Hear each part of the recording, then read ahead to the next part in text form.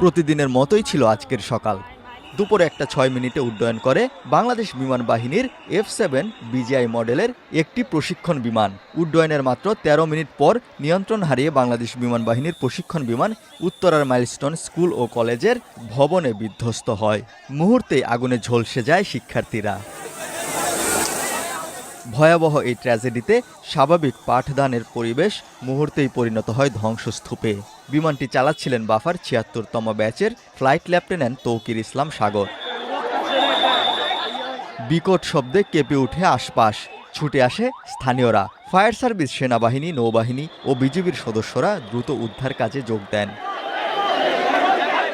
দুপুরের দিকে দেখা যায় পুরো এলাকা জুড়ে হাজারো মানুষ।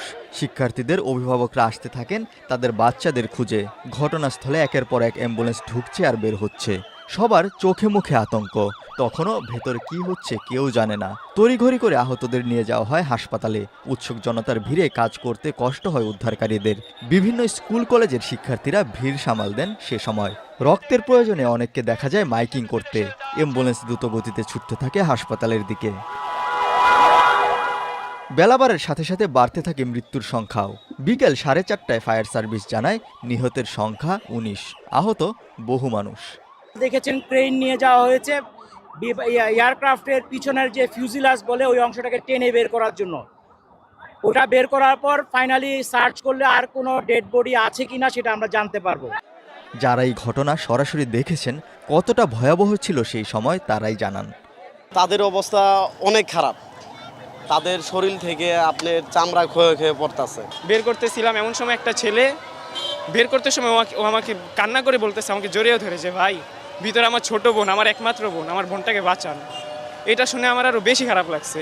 যা এদিকে যে খালি মানুষ এই যে চামড়া পুড়ে গেছে আমরা দেখছি। তারপরে অনেক বাচ্চাদের লাশের ছিটা পুড়ে রয়েছে।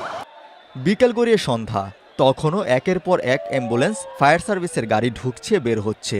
সাধারণ মানুষ কাউকে ঢুকতে দেওয়া হচ্ছিল না ভেতরে। ঘটনাস্থলের ওই ভবনের সামনে দেখা যায় বিধ্বস্ত বিমানটিকে উদ্ধার করা হচ্ছে। ছড়িয়ে ছিটিয়ে পড়া বিমানের অংশগুলো তোলা হয় গাড়িতে।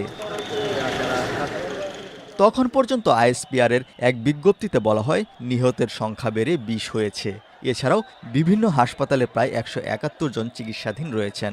ওই এলাকায় তখনও মাইলস্টোন স্কুল ও কলেজের কিছু শিক্ষার্থীরা অবস্থান করছিলেন। তখনও তারা মনে করছিলেন সেই ভয়াবহ সময়ের কথা। যা দেখি কি কয়েকটা লাশ আর্মিরা নিয়ে আসছে, 3-4টা লাশ মাটিতে পড়েছিল। প্লেনটা ঠিক এসে যে প্রিপারেটরি ভবনটা আছে